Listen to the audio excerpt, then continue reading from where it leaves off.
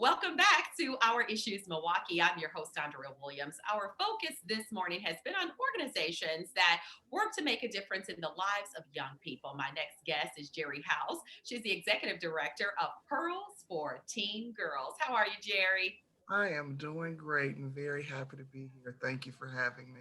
I'm happy to have you here because this is one of those organizations that really has a history of doing great things in the community for our young ladies. So, for those who don't know about Pearls for Teen Girls, please fill us in on what it is you do and really your values that are involved. Absolutely.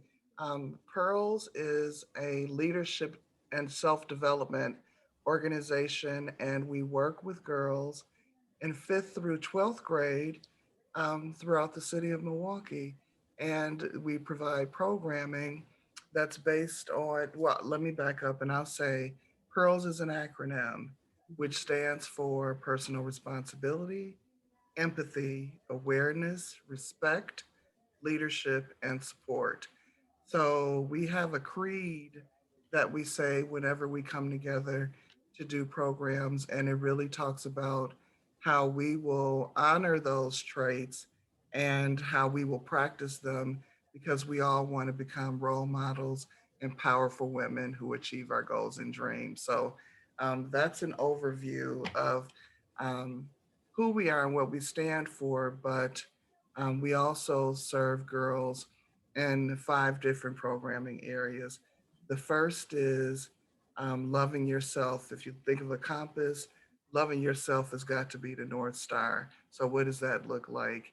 The second is building healthy relationships and understanding what the heck that looks like.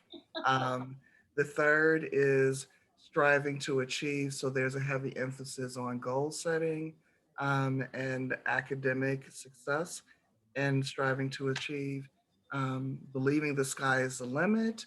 What are the future and career aspirations of the girls, and how can we connect them with women so that they can see reflections of themselves um, in career tracks that they're interested in having and learning about the behind the scenes that it takes to achieve it and or being exposed to careers that they never even knew existed and what those options are as well. And finally, helping hands in the community. We all have a responsibility to give back because if we are not a part of the solution, we are a part of the problem. So every girl experiences programming in one of those five areas throughout the school year or our program year, which models a school year. I love that. So, this organization was founded back in 1993 as a volunteer effort, but has Was continued to grow over the years. So, when you talk about all of those programs and services, uh, you actually have the girls uh, acting as a part as co programmers, I guess. absolutely from the very beginning with our founder, Colleen Fitzgerald, when she started it as a volunteer initiative at what was Jackie Robinson Middle School. Um, she came with her bag of tricks. Some of the things the girls liked, other things they didn't. And when they didn't want to do or like what she had in mind, she said, "What would you rather do instead?" And that really became the foundation of how we continue to operate today. Um, and part of our secret sauce is the fact that we value youth adult partnerships and we have this intergenerational programming model that allows us to stay relevant and be aware of what the issues and needs of the girls are that we serve. And as we get older, um, or the girls get younger, they begin to think, well, you don't understand what it's like for us because back in your day, so having that intergenerational facilitator team gives the younger girls someone to look up to because we hire teenagers as part-time staff who help plan and facilitate groups for middle school girls and college students who we call associate staff who help plan and facilitate groups. for high schoolers, and our teen staff are active in a teen group. So, and the other benefit of it is what you learn, what you teach, you learn. So for our teen staff, as they are facilitating programs for the younger girls, they're reinforcing these messages for themselves because they are having to share it with the other girls and be able to synthesize how it impacts their life and how they process things as they interact with the younger girls. So it's a really cool model.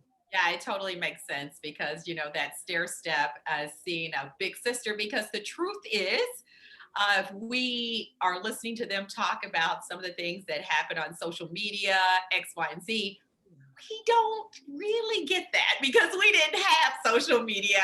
And, I hate to have to age us, but it's just the way it is. And I totally can respect the fact that you're able to have someone that does understand all of those different things that exist in the world today. And you say it's important for young ladies to realize that no matter what their circumstances are in their lives, they have precious and unique gifts and talents to share with the world. Absolutely. When I define our program to people, I always tell them that there's the work that we do in the group where we peel back the layers and have girls look underneath who am I versus what the world says I am or my community. Like, what is my capacity? And in the groups, they get to explore what that looks like. And then we pair those experiences with tangible opportunities for girls to meet leaders from the community and learn about career tracks or establish relationships with community leaders or through internships to help them begin to navigate how they put their belief into action to realize that I don't have to be what was prescribed to me. And Andrea, I tell you, so I was the first group facilitator when the organization got started. And so now to be here years later, I don't even remember, but all these years later, and the every from the engineers to the doctors to the teachers to the lawyers to the entrepreneurs to the nonprofit leaders, they cover the gamut of inspirational young women who changed the trajectories of generational cycles Mm. of poverty or being a teen parent or hopelessness because they had a group of folks who believed in them enough that they believed in their doggone selves. And it just is beautiful. All very important. And then when we talk about, having young women to look into themselves and realize who am I versus what I'm expected to be, Right. statistics show us that 7 in 10 girls believe they're not good enough or do not measure up in some way, including with their looks, performance in school, and relationships with not just their friends, but also their family. Right. And there's also this national report that says 98% of girls, and that's a big number, 98% feel there's an immense pressure from external sources to take a certain way. So to do things this way versus that way. And I think that goes right back to the social media, the text messaging, and all of TikTok. We could go on, but I can't imagine if that determines your popularity or how you're viewed in school or amongst your peers, how much pressure that really can be. Yeah, it is what young people have to deal with these days. Like you were saying, back in the day, there wasn't. I remember where we turned the TV with the dial. So a remote control or access to all this technology that it's information overload. Like it's all this information that they're having to process Yeah. on top of the gender roles that are taught around how girls should act and what's appropriate and not appropriate. Um, it can just be an awful, awful lot. So to be able to have safe space for girls to just be able to determine, okay, let me stop the noise for just a second Yeah. and let me think about who I am. But even more than that, the work that they do for themselves and the community of support that they build amongst each other, they wind up being each other's personal board of directors and support systems for the rest of their lives. So it's a beautiful thing to behold. It is. And when we talk about the pandemic, of course, like many organizations, you've had to pivot, readjust, do those things. But 1 in 4 girls fall into a clinical diagnosis: depression, eating disorders, cutting, and other mental emotional disorders. And I'm thinking with this pandemic, people of all ages are feeling more isolated than ever before. So, is this something that you guys have been talking about? Because you're doing a lot virtually, right? Absolutely. We had to pivot or adapt. I'm so over the P word, but we had to adapt to virtual programming. And as I'm sure, like all of the factors that you just talked about, and the fact that as we have gone through this year and this pandemic and all of the pandemics that we've experienced, to process that as adults has been difficult.